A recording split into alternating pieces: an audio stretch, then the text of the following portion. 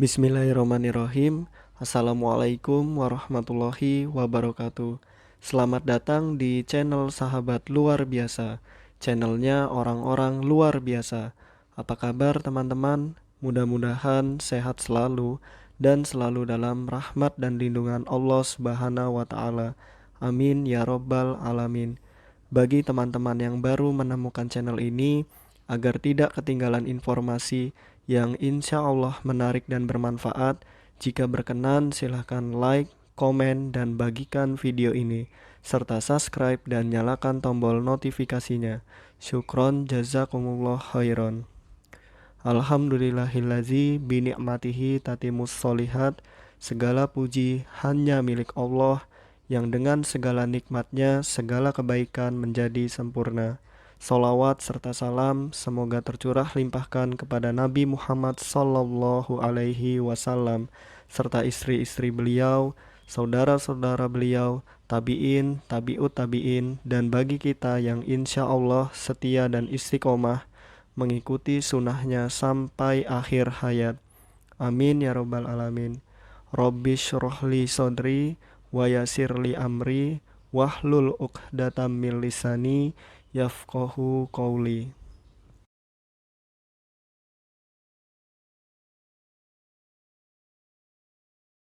Nomor 1. Teknik membantu anak menghasilkan respon tertentu yang sesuai, misal dengan memberikan pertanyaan-pertanyaan yang mengarahkan anak untuk menjawabnya atau dengan mengucapkan kata pertama dari kata yang dimaksud. Ini adalah A. Modeling, B. Choice making, C. Scaffolding, atau D. Cueing. Nah, jawaban yang tepat adalah D. Cueing atau chewing ya teman-teman.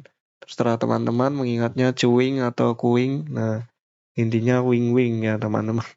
Nah, adapun penjelasannya chewing, nah bukan es chewing ya teman-teman, membantu anak menghasilkan respon tertentu yang sesuai.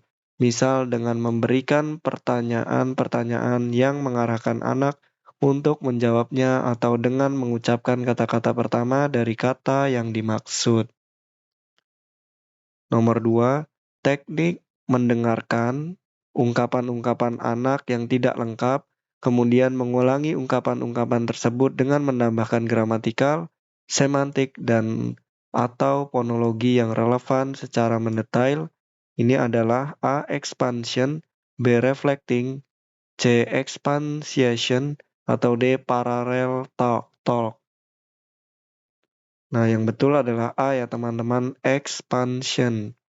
Nah, adapun penjelasannya, expansion yaitu mendengarkan ungkapan-ungkapan anak yang tidak lengkap, kemudian mengulang ungkapan-ungkapan tersebut dengan menambahkan gramatikal, semantik, dan atau fonologi yang relevan dan secara mendetail.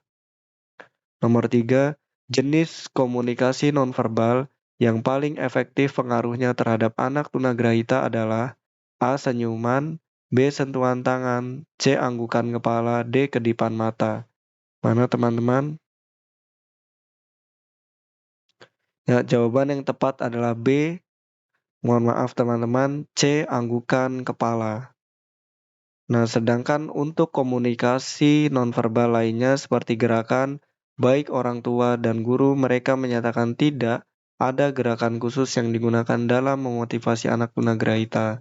Mereka menyatakan bahwa untuk gerakan sama halnya dengan anak normal umumnya yang biasa dilakukan. Misalnya ketika mereka menyatakan tidak, maka mereka akan menggelengkan kepalanya atau melayangkan tangannya ke kiri dan ke kanan dan menyatakan iya dengan menggunakan kepalanya. Nomor 4, berikut adalah tujuan penyusunan refleksi yang dilakukan oleh guru, yaitu A. Membentuk sikap keterbukaan, meningkatkan kemampuan berpikir, serta berusaha meningkatkan kualitas diri dan secara profesional. B. Melihat sesuatu permasalahan guru secara mendalam sebagai bahan penilaian kinerja guru. C. Menggunakan ilmu yang diperoleh dari pengalaman masa lalu untuk direnungi kembali. D. Menyelesaikan suatu masalah yang melibatkan dirinya sendiri dan cara penyelesaiannya di tingkat sekolah. Jawaban yang tepat adalah D ya teman-teman. menyelesaikan sesuatu masalah yang melibatkan dirinya sendiri dan cara penyelesaiannya di tingkat sekolah. Adapun penjelasannya, penulisan refleksi bertujuan untuk membantu melatih guru. Yang pertama, membentuk sikap keterbukaan, meningkatkan kemampuan berpikir, serta berusaha meningkatkan kualitas diri dan profesional. Yang kedua, melihat sesuatu permasalahan secara mendalam, serta kesediaan untuk mempersoalkan, menilai, dan mengkritik diri sendiri. Yang ketiga, menggunakan ilmu yang diperoleh atau received knowledge dan ilmu dari pengalaman masa lalu, previous experiential knowledge, untuk diingat, merenung kembali aktivitas pendidikan yang dialaminya, serta menganalisis dan menilai peristiwanya. Yang keempat, menyelesaikan sesuatu masalah yang berlaku dalam konteks sosial yang melibatkan diri sendiri dan cara penyelesaian itu diperoleh dari pengalaman peserta didik itu sendiri. Yang kelima, membina pemikiran sendiri atau independent thought. Nomor 5, pelaksanaan refleksi bagi guru merupakan tindakan yang harus selalu dilakukan pada setiap akhir pembelajaran atau akhir kegiatan. Hal ini diperlukan untuk meningkatkan profesionalitas guru yang bersangkutan. Aspek yang paling penting dari kegiatan refleksi adalah A. Kerjasama antara guru-guru di suatu sekolah, B. Peningkatan kompetensi dan kinerja guru berdasarkan hasil penilaian, C. Kesinambungan dan program pembelajaran yang dilakukan oleh para guru, D. Kreativitas dan inovasi yang penting dalam proses refleksi ini. Yang mana teman-teman? Ya, jawaban yang tepat adalah A. Kerjasama antara guru-guru di suatu sekolah. Nomor 6. Pemikiran reflektif terhadap sesuatu pengalaman akan berawal dengan mengingat, memahami, dan menilai keberkesanan pengalaman atau tindakan dalam mencapai tujuan. Hal ini menunjukkan bahwa tindakan refleksi adalah A. Proses yang diperlukan guru, B. Tindakan analisis kritis, C. Suatu proses yang dinamik, atau D. Melibatkan sejumlah guru. Nah, ini adalah C ya teman-teman, suatu proses yang dinamik. Adapun penjelasannya, refleksi adalah suatu proses yang dinamik. Layaknya pemikiran reflektif terhadap sesuatu pengalaman akan berawal dari mengingat, memahami, dan menilai keberkesanan sesuatu pengalaman atau tindakannya dalam mencapai sesuatu objek. Fokus proses berpikir pada peringkat ini untuk menilai sejauh mana kemampuan dan strategi yang digunakan sesuai dengan berkesan. Nomor 7, PTK merupakan salah satu jenis penelitian pendidikan dan dapat digunakan oleh tenaga pendidik untuk meningkatkan kualitas pembelajaran di kelas. Tujuan PTK adalah A. Meningkatkan kompetensi guru, B. Memperbaiki proses belajar mengajar, C. Mengetahui permasalahan peserta didik, D. Meningkatkan mutu pendidikan di suatu sekolah.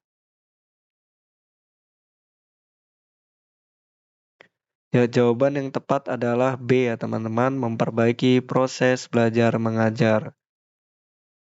Adapun penjelasannya, definisi PTK menurut Stephen Kemis tahun 1983, PTK merupakan penelitian yang bersifat refleksi diri guru dalam berhubungan dengan kurikulum serta para siswa di kelas, dengan tujuan untuk memecahkan persoalan pembelajaran yang berhubungan dengan praktek pendidikan di dalam kelas, pemahaman guru tentang kegiatan praktek pembelajaran, dan situasi bagaimana praktek pembelajaran itu terjadi. Baik teman-teman, mungkin itu saja yang dapat saya bagikan. Apabila ada kebenaran, pastikan itu datangnya dari Allah Subhanahu wa Ta'ala, dan apabila ada kesalahan, pastikan itu datangnya dari saya. Maka apabila ada kebenaran, mohon doakan kebaikan, dan apabila ada kesalahan, mohon dimaafkan dan diingatkan. Syukron, jazakumullah khairan. Allahumma inni as'aluka ilman nafi'an wa rizqan thayyiban wa amalan mutaqabbalan. Subhanakallahumma wa bihamdika asyhadu an la ilaha illa anta astaghfiruka wa atubu ilaik. Wassalamualaikum warahmatullahi wabarakatuh.